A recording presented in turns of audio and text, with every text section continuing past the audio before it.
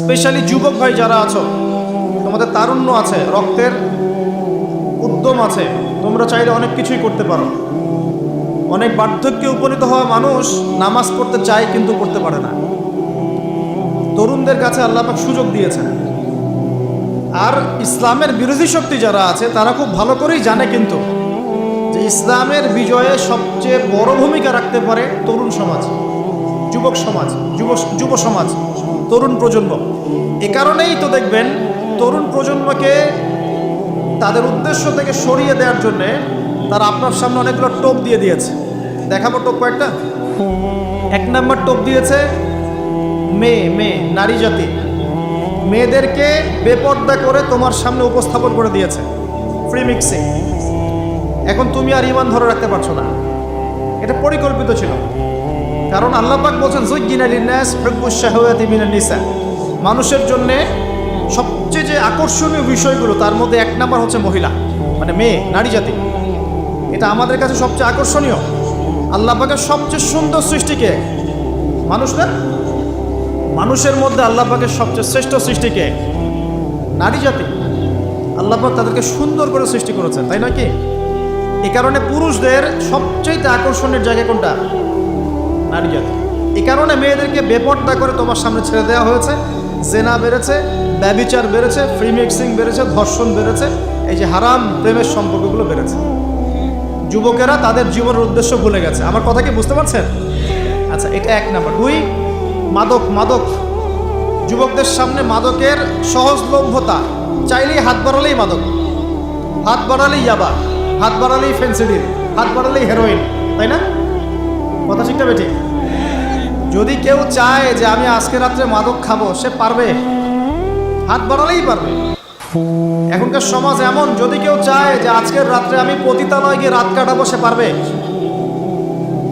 500 টাকা 1000 টাকার বিনিময়ে মানুষ এখন জেনা করতে পারে না? 5 টাকা 10 টাকা 50 100 টাকা দিয়ে মানুষ এখন ইয়াবা কিনে খেতে পারে। আর যারা সীমান্তবর্তী অঞ্চলে আছেন তারা আরও ভালো জানেন আমার কথা কতটুকু সত্য, কতটুকু মিথ্যা। যুবকদের সামনে মাদক এমনি দেওয়া হয় নাই। উদ্দেশ্য কি? তোমার দ্বারা ইসলামের বিজয় সম্ভব ছিল। মাদক সেবন করাই তোমাকে সরাই দিয়েছে ওই রাস্তা থেকে। কথা বুঝতে পারছো? খুব সতর্ক। 3 নাম্বার, জুয়া। তোমার সামনে জুয়া দিয়ে দিয়েছে। জুয়া, ফুটবল বিশ্বকাপ হইলে জুয়া, IPL হইলে জুয়া, BPL হইলে জুয়া, ফুটবল ফিফা হইলে জুয়া। জুয়া খেলে না মানুষ।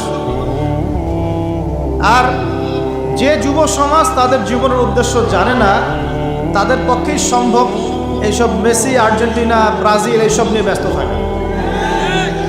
যারা নিজেদের জীবনের উদ্দেশ্য জানে তাদের জন্য কোশ্চিনকালেও এখানে সময় নষ্ট করা সম্ভব না। দুনিয়ার জীবনটা কি খেলতামাশা? দুনিয়ার জীবনটা কি খেলতামাশার জন্যে?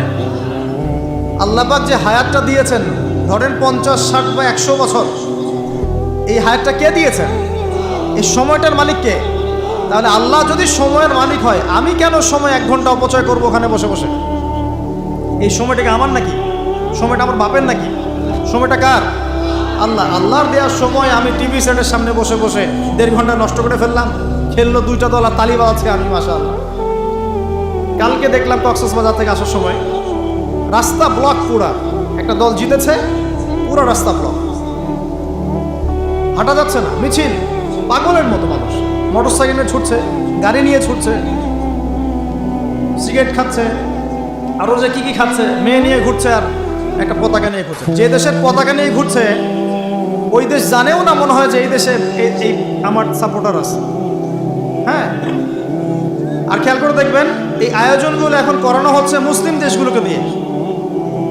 মানে মুসলমানদের অবস্থা দেখলে এখন মনে হচ্ছে সুবহানাল্লাহ,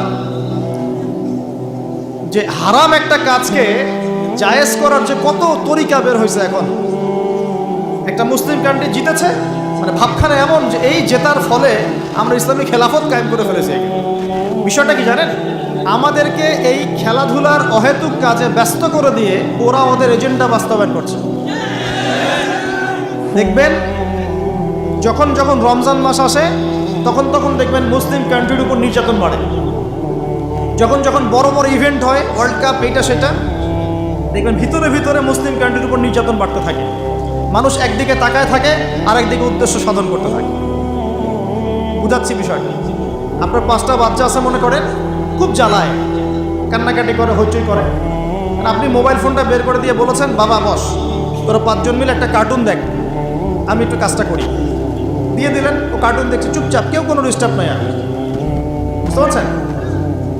আর এই যে বাচ্চাগুলো কার্টুন দেখছে না, এগুলো হচ্ছে আমরা এখন। আর ওই যে কাজ করছে বাপ, এটা হচ্ছে ওরা, পশ্চিমারা। আমার কথা কি বুঝতে পারেন? আচ্ছা, আমি সহজ করার চেষ্টা করছি। প্রিয় যুবক ভাইরা, মেয়ে তো উন্মুক্ত করে দিয়েছেই, মাদক তো দিয়েছেই, জুয়া দিয়েছে, অহেতুক এসব খেলতামাশা দিয়েছে তোমার সামনে, তোমার সময় কেড়ে নেওয়ার জন্য, তোমার হায়াত কেড়ে নেওয়ার জন্য। তোমার মূল্যবান হায়াত, যে হায়াতটাকে তুমি আল্লাহর পথে দাওয়াতের কাজে ব্যয় করবা, দিন চর্চার কাজে ব্যয় করবা, আল্লাহর ইবাদতের কাজে ব্যয় করবা, আমর বিল মারুফ নাহি আনিল মুনকারের কাজ করবা, এই সময়টা ওরা কেড়ে নিয়েছে তোমার কাছ থেকে। বুঝতে পারছো না তুমি? আবার নেশা দিয়ে তোমার ভিতরটা নষ্ট করে ফেলেছে, জেনা দিয়ে তোমার অন্তরের নূর নষ্ট করে দিয়েছে, ফ্রি মিক্সিং দিয়ে জেনা এবং তোমার যে পবিত্রতা, চারিত্রিক পবিত্রতা নষ্ট করে দিয়েছে। আরও দিয়েছে পর্নোগ্রাফি। বেশিরভাগ যুব সমাজ এখন বাসায় গিয়ে রাতের বেলা পর্ন দেখে। দেখা যায় সারাদিন ভালো কাজ করে, বাসায় গিয়ে রাতের বেলা পর্ন দেখে। পর্নোগ্রাফি দেখে না বা দেখে নাই কখনো, এমন একটা ছেলে খুঁজে পাওয়া যাবে না। আর যখন আপনি এগুলোতে অভ্যস্ত হয়ে যাবেন, তখন শরীর খারাপ হয়ে যাবে, মন ভালো থাকবে না, আপনি একাকী গোপন পাপ করবেন, শরীর দুর্বল হয়ে পড়বে। একটা মেয়ের দিকে আপনি সম্মানের চোখে তাকাতে পারবেন না, মনে হবে মেয়ে মানেই মনে হয় ভোগের বস্তু। পর্ণে আসক্ত যারা, তারা কোনো কাজে শান্তি পায় না, অস্থির। এমনকি তারা যদি বিয়ে শাদীও করে, তবু বৈবাহিক জীবনে সুখী হতে পারে না। কেন জানেন? নিজের শক্তি ক্ষমতাগুলো আগেই নষ্ট করে ফেলেছে। এবং অনেকগুলো মেয়ে যখন আপনি দেখবেন নগ্ন, তখন আপনার স্ত্রীকে আপনার কাছে সুন্দর মনে হবে না, মনে হবে এই মেয়ের চেয়ে মনে হয় ওই মেয়েটা সুন্দর, এর চেয়ে মনে হয় ওইটা সুন্দর। আর মেয়ের প্রতি সম্মান তো থাকবেই না, মেয়েকে মনে হবে একটা ভোগের বস্তু। যত বেশি পর্নোগ্রাফি বেড়েছে, তত ধর্ষণ বেড়েছে। দেখেছেন? পর্ন যত বেড়েছে, ধর্ষণ তত বেড়েছে। এমনকি ছোট ছোট বাচ্চারা পর্যন্ত রেহাই পাচ্ছে না। দেখেন না? ছোট ছোট বাচ্চা, 5 বছর 10 বছরের বাচ্চারা, মেয়ে বাচ্চাদের কথা বলছি, এদেরকেও ধর্ষণ করা হচ্ছে। যাদের ঘরে কন্যা সন্তান আছে, তারা খুবই এখন বিপর্যয়ের মধ্যে আছেন আপনারা, আমরা। কারণ সমাজটা তো নষ্ট হয়ে যাচ্ছে। আপনার মেয়েকে কতদিন ধরে রাখবেন? বাইরে তো পাঠাতেই হবে। বাইরে পাঠালে দেখবেন মেয়ের সম্মান নাই, পর্দা নাই, মেয়েকে জোর করে ধর্ষণ করা হচ্ছে। বাসে, ট্রেনে, অটোতে, অমুকে তমুকে, ট্রাকে মেয়েকে ধর্ষণ করা হচ্ছে। আর প্রত্যেক ধর্ষকের তো আর ইসলামিকভাবে বিচার হচ্ছে না, হচ্ছে? যদি একটা এলাকায় ধর্ষণ হতো আর ধর্ষককে জনসমুখে ডেকে ফাঁসি দেওয়া হতো না, তাহলে দেখতেন যে ওই এলাকায় ধর্ষণ বাড়ত না, কমে যেত। যদি একটা এলাকার চোরদেরকে জনসমুখে নিয়ে এসে হাত কেটে ফেলা হতো, তাহলে বুঝতেন চুরি কাকে বল। ভয়ে চুরি করতে পারতো না। আর ভাগ্য ভালো যে এই নিয়মগুলো এখন নাই। কেন ভাগ্য ভালো বললাম? ভাগ্য ভালো কেন বললাম? কারণ এই নিয়ম যদি এই মুহূর্তে চালু করা হয়, এই মুহূর্তে যে এখন এই সেকেন্ডের মধ্যে চালু করা হয়, তাহলে অনেক বড় বড় রাঘব বোয়াল যারা আছে ওদের হাত থাকবে না। বুঝতে পারছেন না? কেউ চুরি করে সিসকা চোর বলি আমরা, কি বলেন আমরা? ছিচকা চোর বলেন।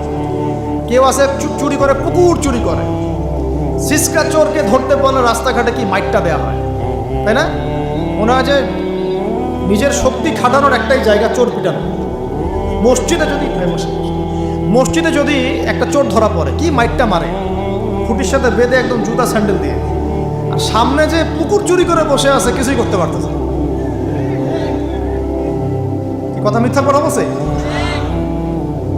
যদি একটা মুসলিম রাষ্ট্রের মধ্যে দুর্নীতি না থাকতো না, মুসলিম রাষ্ট্র বিশ্বকে নেতৃত্ব দিত ইনশাআল্লাহ। যদি কোনো মুসলিম রাষ্ট্রের মধ্যে দুর্নীতিটা না থাকতো না, তাহলে দেখতেন ওই রাষ্ট্র অবশ্যই বিশ্বকে নেতৃত্ব দিত ইনশাআল্লাহ। এমন অনেক অমুসলিম রাষ্ট্র আছে যেগুলো অমুসলিম হওয়া সত্ত্বেও ওদের মধ্যে কোনো দুর্নীতি নাই, জানেন? আল্লাহ পাক আমাদের সবাইকে পরিপূর্ণ মুসলমান হওয়ার তৌফিক দান করুন। দেখেন আল্লাহ পাক বলেছেন উদখুলু ফিস সিলমি কাফা, তোমরা পরিপূর্ণরূপে ইসলামে প্রবেশ করো। এখন আমি যদি নামাজও পড়ি, আবার ঘুষও খাই, এদিকে রোজাও রাখি, আবার সুদও খাই, আবার এদিকে আমি হজমরাও করি, অন্যের সম্পদ আত্মসাৎ করি, মাপে কমও দেই, মজুদদারি করি ইত্যাদি, আমি কি পরিপূর্ণ মুসলিম? আমি কি উদখুলু ফিস সিলমি কাফার উপর আমল করতে পেরেছি? আর আল্লাহ পাক এখানে বলছেন ওয়ালা তামুতুন্না ইল্লা ওয়া আনতুম মুসলিমুন, পরিপূর্ণ মুসলমান না হয়ে তোমরা মৃত্যুবরণই করিও না। করলেই সমস্যা। পরিপূর্ণ মুসলমান না হয়ে মারা গেলেই সমস্যা। কি সমস্যা? ওই যে আল্লাহ পাক বলবেন মান রব্বুক, বলবে লা আদরি, আমি তো জানি না, কারণ পরিপূর্ণ মুসলমান হয়নি তো, আল্লাহর সাথে শিরক করেছে। আল্লাহ পাক বলবেন মা দীনুক, বলবে লা আদরি, আমি জানি না। মা দীনুক উত্তর কেমন করে দিতে পারবে? ইসলামের কিছু অংশ মানে, কিছু অংশ মানে না। ইসলামের কিছু অংশ মানে, নামাজ, রোজা, হজ, যাকাত, তাসবিহ, তাহলিল সবই মানে, কিন্তু সুদ ছাড়তে হবে, ঘুষ ছাড়তে হবে, জেনা করা যাবে না, মদ খাওয়া যাবে না, দুর্নীতি করা যাবে না, মানে না। তাহলে মা দীনুক কি উত্তর দিবে? মান নবিয়ুক, কে নবী? উত্তর কিভাবে সম্ভব? নবীর সুন্নতি তো নাই গায়ের উপরে, চেহারায় নাই, কাপড়ে নাই, চলাফেরায় নাই, ওঠা বসায় নাই, ইবাদতে থাকলেও অর্থনীতির মধ্যে নাই, অর্থনীতির মধ্যে থাকলেও সংস্কৃতির মধ্যে নাই, সংস্কৃতিতে থাকলেও সমাজে নাই। নবীর সুন্নত কি খালি ঘরে তসবিহ টেপার মধ্যে? মানে আমরা খালি সুবহানাল্লাহ সুবহানাল্লাহ পড়বো, এটাই সুন্নত? দাড়ি ছেড়ে দিব, এটাই খালি সুন্নত? টাকটোর উপরে কাপড় পরবো, এটাই কি খালি সুন্নত? সমাজের মধ্যে সুন্নত নাই, অর্থনীতির মধ্যে সুন্নত নাই, ব্যবসা বাণিজ্যের সুন্নত নাই, চাকরি বাকরিতে সুন্নত নাই, পরিবারের সুন্নত নাই, সংস্কৃতির মধ্যে সুন্নত নাই। আর রাষ্ট্রের কথা বললাম না, ওটা বাদ দেন, ওটা এই যুগে সম্ভব না। ইল্লা মাশা আল্লাহ, যদি আল্লাহ পাক না চান।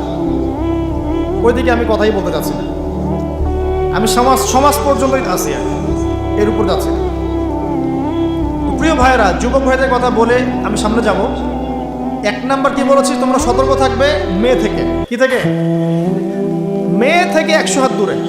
100 হাত মানে আমি বলি, পরামর্শ দেই, আমি তোমাদের ভাইয়ের মতো, ছোট হই আর বড় হই, আর আমাকে এইসব আল্লামা শায়েখ এইসব বলার দরকার নাই। আমি একদম তালেবে ইলম, এখানে বড় বড় অনেক আলেম ওলামায়ে কেরাম আছেন, আমি বিব্রত বোধ করছি কথা বলতে। আমি জানি যে হকপন্থী ওলামায়ে কেরাম যারা, তারা আমাদের মতো অনলাইনেও আসেন না, ফেসবুক ইউটিউবে ভিডিও পাবেন না, এমনও আলেম বাংলাদেশে আছেন জানেন, যারা বহু আলেম তৈরি করছেন, মাদ্রাসা খেদমত করছেন। তো তাদের সামনে আমাদেরকে যখন এইভাবে টাইটেল দেন, লজ্জা লাগে, বিব্রত বোধ করি।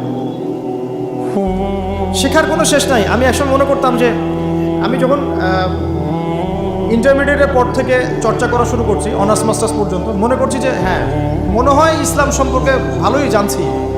তারপর যখন কওমি আলেমদের কাছে পড়তে শুরু করলাম, বলি এগুলো ভিতরের কথা, খোলামেলা বলি, গল্প করছি আপনাদের সাথে, রাগ করছেন নাকি? তখন বুঝলাম যে বিগত 5-7 বছরে তো আমি কিছু পড়াশোনা করছি বলে মনে হচ্ছে না। যেমন একটা হাদিস শো করে বললাম যে ওস্তাদ, এই যে আল্লাহ রাসূল সাল্লাল্লাহু আলাইহি ওয়াসাল্লাম বলেছেন যে একজন মুমিন ব্যক্তি আর একজন মুমিন ব্যক্তির আয়না স্বরূপ। কি স্বরূপ? আয়না স্বরূপ। তো আমি যদি অনলাইনে কোনো ভাইয়ের ভুল ধরিয়ে দেই সমালোচনার মাধ্যমে, তাহলে কি আমি হাদিসের উপর আমল করলাম না? তখন ওস্তাদ মিটিমিটি হাসছেন, বলছেন যে তোমার তো টুকটাক অ্যারাবিক গ্রামারের বেস ভালোই, তোমার কি মনে হয়? আমি বললাম যে আমার কাছে তো এটাই মনে হচ্ছে যে আমি যদি সমালোচনা করি, আমি তো এই আমর বিল মারুফ নাহি আনিল মুনকারের কাজই করলাম। তো তিনি বলছেন আসলে এই হাদিসের ব্যাখ্যা এমন নয়। কেমন ব্যাখ্যা? তুমি কি খেয়াল করো নাই? আমাকে বলছে তুমি কি খেয়াল করো নাই, তুমি যখন আয়নার সামনে গিয়ে দাঁড়াও, তখন আয়না কিন্তু তোমার সাথে কথা বলে না, আয়না নীরব থাকে, স্থির থাকে, কিন্তু তোমার দোষ ত্রুটি কোথায় আয়না কিন্তু দেখিয়ে দেয়। মনে করেন, বুঝাচ্ছি, মনে করেন আপনার গাল কেটে গেছে, আপনি আয়নার সামনে দাঁড়িয়েছেন, আয়না কিন্তু আপনাকে বলে দিবে না এই যে তোমার গাল কাটা, এই ছেলে তোমার গাল কাটা, হ্যাঁ এই মেয়ে, এই ছেলে তোমার এই সমস্যা ওই সমস্যা, বলবে? চুপচাপ থাকবে, আয়না দেখিয়ে দিবে আপনার ভুলটা কোথায়। তিনি আমাকে হাদিসের ব্যাখ্যা শেখাচ্ছেন, বলছেন যে একজন মুমিন ভাই যদি কোনো ভুলের উপর থাকে, তুমি সঠিকটা আমল করে ওর সামনে দাঁড়িয়ে দেখিয়ে দিবে যেটা সঠিক। বুঝলাম, যতদিন যাচ্ছে আমি বুঝতে পারছি যে আসলে এই জ্ঞানের সমুদ্র যে কত গভীর, 100 বছর হায়াত দিলেও মনে হয় শেষ করতে পারবো না। প্রিয় যুব ভাইরা, নসিহত করছি, সেটা হচ্ছে যে দিনের জ্ঞান অর্জন করতে হবে। জ্ঞান অর্জনের কোনো বিকল্প নাই। আর জ্ঞান অর্জনের জন্য শুধুমাত্র ফেসবুক, ইউটিউব যথেষ্ট নয়। এগুলো কনস্ট্রাকটিভ কোনো মাধ্যম নয়, বরং ফিতনা ছড়াবে এগুলো কিন্তু বেশিরভাগ ক্ষেত্রে ফিতনাই ছড়াচ্ছে। আপনার কাছে মনে হচ্ছে হয়তো যে অনেক কিছু লাইভ হচ্ছে, আমরা পাচ্ছি, হ্যাঁ, অনলাইনের মাধ্যমে জানছি, হ্যাঁ ঠিক আছে, স্বীকার করি ভালো আছে, কিন্তু এর মন্দটা অনেক বেশি। এর মধ্য দিয়ে আলেমে বিভক্তি হয়ে গেছে। এর মধ্য দিয়ে একে অপরের সাথে আমাদের সম্পর্ক নষ্ট হয়ে যাচ্ছে। গীবত, তহমত, সমালোচনা, কাদা ছড়াছড়ি সংস্কৃতি বাড়ছে, ঐক্য বিনষ্ট হচ্ছে, অনেক সমস্যা হচ্ছে। আর এগুলো কনস্ট্রাকটিভ সিলেবাস নয়। সিলেবাস আপনাকে ওলামায়ে কেরামের কাছে এসে জানতে হবে। আমি বলছি 1 নাম্বার কোরআন থাকবে। আপনাদের জেনারেলদের জন্য বলছি, কারণ আপনাদের জন্য এটা এত সহজ হবে না। মাদ্রাসা যারা পড়া শুরু করেছেন ছোটোবেলা থেকে তাদের জন্য সহজ, আপনাদের জন্য এত সহজ নয়। সিলেবাসগুলো জেনে রাখেন। কোরআন পড়তে হবে আগে, পবিত্র কোরআনের বিশুদ্ধ তেলাওয়াত শিখতেই হবে, এবং প্রত্যেক দিন চেষ্টা করবেন 1 পৃষ্ঠা 2 পৃষ্ঠা, আধা পারা 1 পারা করে তেলাওয়াত করার জন্য। তেলাওয়াতের কোনো বিকল্প নাই, প্রত্যেক হরফে 10 নাকি পাবেন ইনশাআল্লাহ। এরপরে এর ভাষা আছে, কোরআনিক গ্রামার আছে, নাহু সরফ। আর এই বইগুলো আপনি একা পড়তে পারবেন না। এই বইগুলো পড়তে হলে উস্তাদ লাগবেই। এক একটা বই 2 বছর করে পড়তে হইতে পারে, পড়তে হবে। যদি আপনি কোরআন জানতে চান, বুঝতে চান, পড়তে হবেই। আর যদি মনে করেন না আমার এত জানা বোঝার দরকার নাই, সেটা আলাদা বিষয়। তখন আপনি ওলামায়ে কেরামের কাছে গিয়ে জিজ্ঞাসা করে মাসআলা নিয়ে নেবেন। এখানে একটা কথা বলে দিই, এখন আবার একটা নতুন আমি ফিতনাই বলবো বের হয়েছে যে আলেম ওলামার প্রয়োজন নাই, কোরআন হাদিস বাসায় পড়বা, নিজে একা একাই মুস্তাহিদ হয়ে যাবে। অনেক দিনই ভাইকে দেখছি আমি, যুবক ইয়াং, তার আগে বিপদগামী ছিলেন, হেদায়েত হয়ে ইসলামের দিকে এসেছেন, এখন প্রথমেই সহিহ বুখারী টান দিয়ে পড়াশোনা করেন। কে বললো আপনাকে প্রথমে সহিহ বুখারী পড়তে? আপনি কি এক লাভ দিয়ে এই মেডিকেল সায়েন্সের বই পড়তে যাবেন? এত কঠিন কঠিন বই আগে কেন? এই বইগুলো পড়তে ওলামায়ে কেরামের 15-20 বছর সময় লাগে। 15-20 বছর সময়, 15 বছর বেশি বলে ফেলছে। আমাদের মতো হলে 20 বছর লাগবে। কঠিন বই আগে না, আগে সহজ বইগুলো পড়তে হতো। তো ভাবখানা তখন দেখা যায় এমন, কয়েকটা হাদিসের কিতাব পড়ে, কোরআনের কিছু অনুবাদ পড়ে, আলেম ওলামার আর দরকার নাই, কোনো মাযহাবেরও দরকার নাই, আমি নিজে একাই মুস্তাহিদ। এটা একটা ফিতনা চলছে। তো আমি বুঝাচ্ছি আপনাকে, একটা মাসআলা ধরেন আপনার সামনে আসলো, মনে করেন ওই যে আমি পেপার মানি নিয়ে কথা বলেছিলাম না, কাগজের টাকা, এরপর আসছে ক্রিপ্টোকারেন্সি। কি আসছে? নাম শুনেন নাই? ইলেকট্রনিক মানি তো চলে আসছে, যে ইলেকট্রনিক মানি দিয়ে আপনারা লেনদেন করছেন না, এরপরে আসবে ক্রিপ্টোকারেন্সি। ক্রিপ্টোকারেন্সি মানে বিটকয়েন। এগুলো ভবিষ্যৎবাণী না, কিন্তু কিছু মানুষ মনে করে এগুলো ভবিষ্যৎবাণী। এগুলো ভবিষ্যৎবাণী না, এগুলো বর্তমান। অলরেডি পৃথিবীর কিছু কিছু দেশে চলে আসছে, হয়তো বা এদেশেও অচিরে আসবে। তো মনে করেন এখন আপনি একজন সাধারণ মানুষ, ক্রিপ্টোকারেন্সি কী জিনিস আপনি বোঝেন না। এখন আপনি একজন আলেমের কাছে আসলেন, এসে বললেন যে হুজুর, ক্রিপ্টোকারেন্সি কী জিনিস আমি বুঝি না, এটা হালাল না হারাম, জায়েজ না জায়েজ, কতটুকু রাখা যাবে রাখা যাবে না, মাসআলা দেন। এখন আমি যদি আপনাকে বলি, এই যে ভাই নেন কোরআন, এই যে তাফসীর ইবনে কাসির নেন, জালালাইন নেন, মারিফুল কোরআন নেন, এই যে বুখারী, মুসলিম, তিরমিজি, আবু দাউদ, নাসাই, সবগুলো নেন, বাসায় গিয়ে পড়াশোনা করে মাসআলা বের করেন, পারবেন? সম্ভব? সম্ভব কি? কে পারবে? যিনি মুস্তাহিদ। আর একটা সমাজের মধ্যে মুস্তাহিদ মানুষের সংখ্যা কতজন থাকে? অল্প কিছু। বেশিরভাগ মানুষই তো অন্ধ অনুকরণ তাকলিদ করতে হবে তাকে। তখন এই যে আপনি আমার কাছ থেকে মাসআলাটা জানলেন, এই মাসআলা জেনে নেওয়াটা কি আপনার জন্য উচিত না অনুচিত? আপনার এই মাসআলা জেনে নেওয়াটা কি উচিত না অনুচিত? এই মাসআলা আমার কাছে বা আলেমের কাছে না জানলে কিভাবে শিখবেন আপনি? শেখার জন্য আপনাকে আসতে হবে না? এটাই মাযহাব, এটাই মাযহাব। এখানে বিভ্রান্তির কোনো সুযোগ নাই যে আমি এগুলা মানি না, আমি খালি বইপত্র একা একা পড়বো, আলেম হয়ে যাবে, সম্ভব না। যখন আমরা কলেজে পড়তাম অনেক সময় মনে হতো যে হয়তো বা সম্ভব। যখন পড়া শুরু করেছি তখন দেখছি যে না, এই সমুদ্রে ডুব দেওয়া কেবল শুরু, এর তলানি খুঁজে বের করতে 100 বছর লাগবে মনে হয়, আল্লাহ ভালো জানে। তো প্রিয় ভাইয়েরা, যুবক ভাইদেরকে বলছি স্পেশালি, আজকের লেকচারটা স্পেশালি তোমাদের জন্যই। এই ফাঁদগুলো থেকে বেঁচে থাকবে এবং এলেম অর্জন করবে। এলেম অর্জনের কোনো বিকল্প নয়, এবং এলেম অর্জনের জন্য সিলেবাস লাগবে। আর অনেক বইপত্র একা একা পড়তে পারবে না, আলেম ওলামাদের সংস্পর্শ লাগবেই, অন্যথায় পারবে না। এর পাশাপাশি আপনি সিরাতের বই পড়বেন, ইতিহাস পড়বেন, ইসলামিক অর্থনীতি পড়বেন, হ্যাঁ, ভূরাজনৈতিক প্রেক্ষাপটের বইগুলো পড়বেন, এগুলো ঠিক আছে। এবং জেনারেল লাইনে যেখানে পড়াশোনা করছেন এই পড়াশোনাও কন্টিনিউ করবেন, এবং আপনার প্রতিভা দিয়ে আপনার জায়গা থেকেই ইসলামের খেদমত করবেন ইনশাআল্লাহ তাআলা। পারা যাবে না? আল্লাহ তৌফিক দান করুন।